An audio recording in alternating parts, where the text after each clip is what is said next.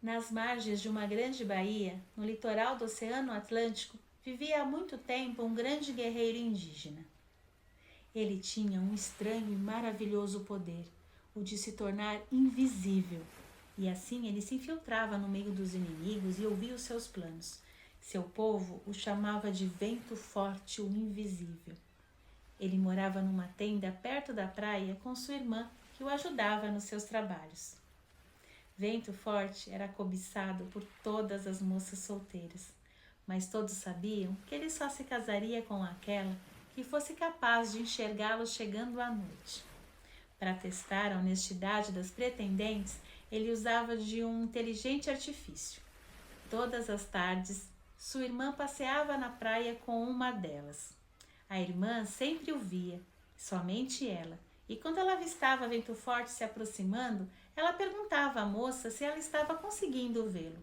A moça mentia.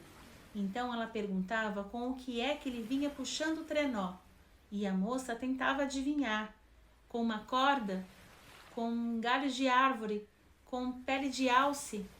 E a irmã logo via que era mentira e a dispensava, e a moça voltava para casa desiludida.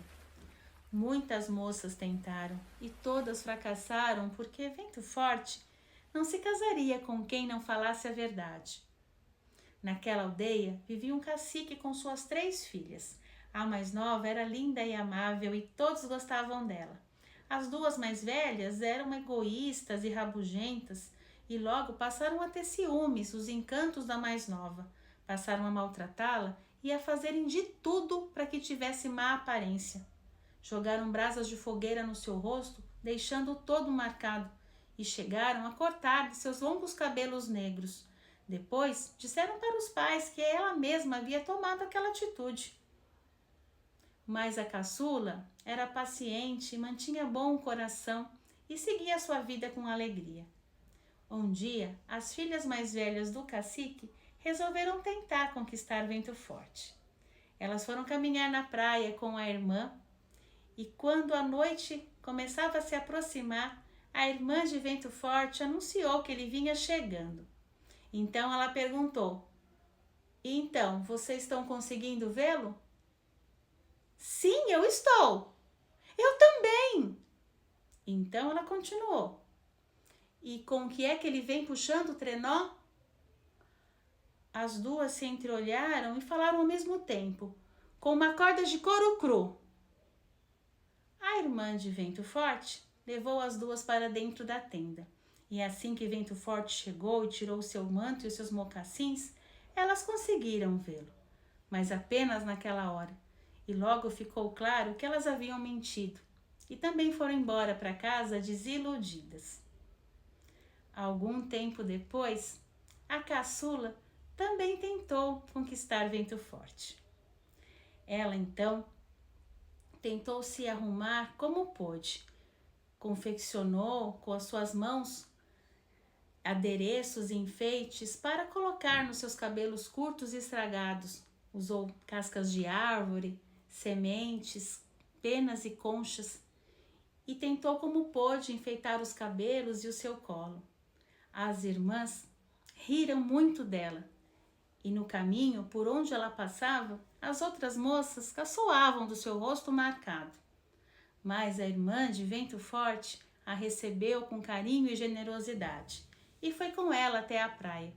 As 2 se sentaram na areia e ficaram pacientemente esperando a hora do crepúsculo. Até que uma hora a irmã de Vento Forte anunciou que ele estava vindo.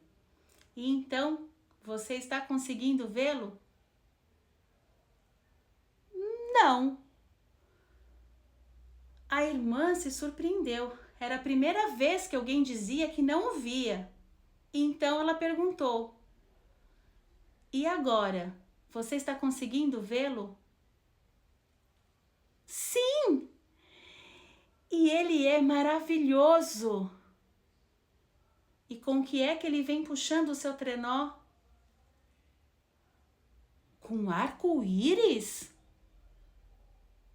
"E do que é feito o arco?" "De Via Láctea."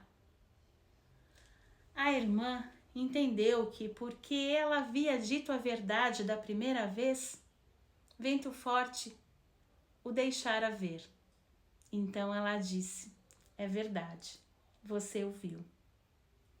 Então ela levou a caçula para dentro de sua tenda e lhe preparou um banho com ervas aromáticas. Assim que a moça mergulhou na água, as cicatrizes desapareceram do seu rosto, e quando a irmã do Vento Forte jogou a água sobre sua cabeça, os seus cabelos cresceram novamente, brilhantes e negros como as asas de um corvo.